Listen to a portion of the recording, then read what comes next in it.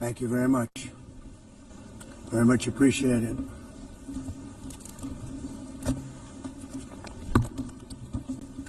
And I don't mind making the speech without a teleprompter, because the teleprompter is not working.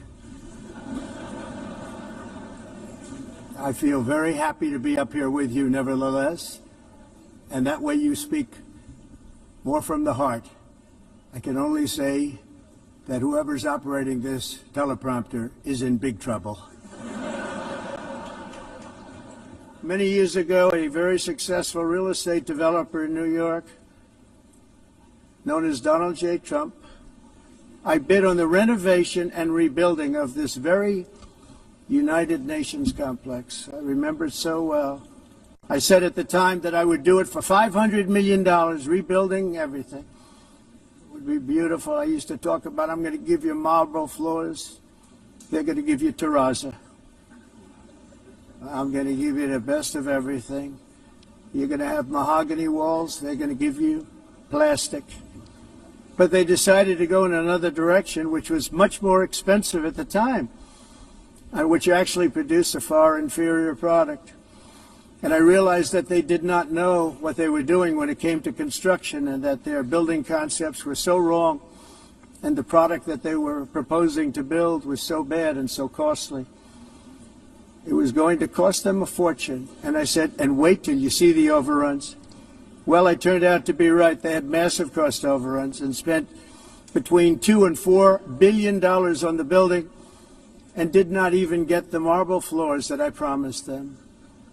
You walk on terrazzo. Do you notice that? As far as I'm concerned, frankly, looking at the building and getting stuck on the escalator, they still haven't finished the job. They still haven't finished. That was years ago. The project was so corrupt that Congress actually asked me to testify before them on the tremendous waste of money, because it turned out that they had no idea what it was, but they knew it was anywhere between $2 and $4 billion as opposed to $500 million with a guarantee. But they had no idea, and I said it cost much more than $5 billion. Unfortunately, many things in the United Nations are happening just like that, but on an even much bigger scale, much, much bigger. Very sad to see.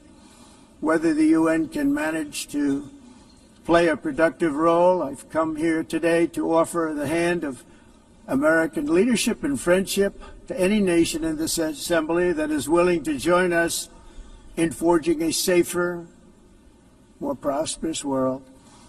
And it's a world that we'll be much happier with. A dramatically better future is within our reach.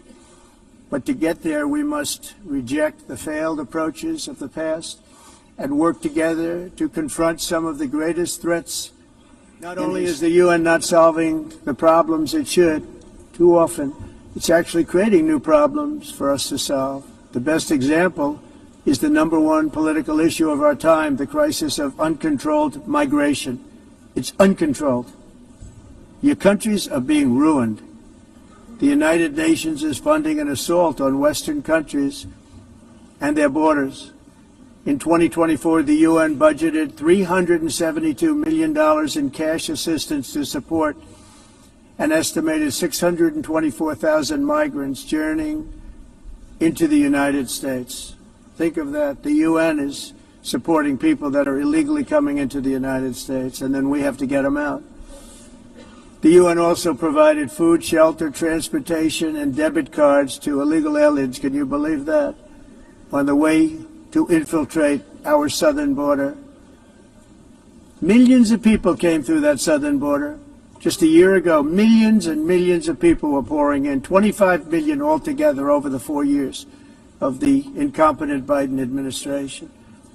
And now we have it stopped, totally stopped.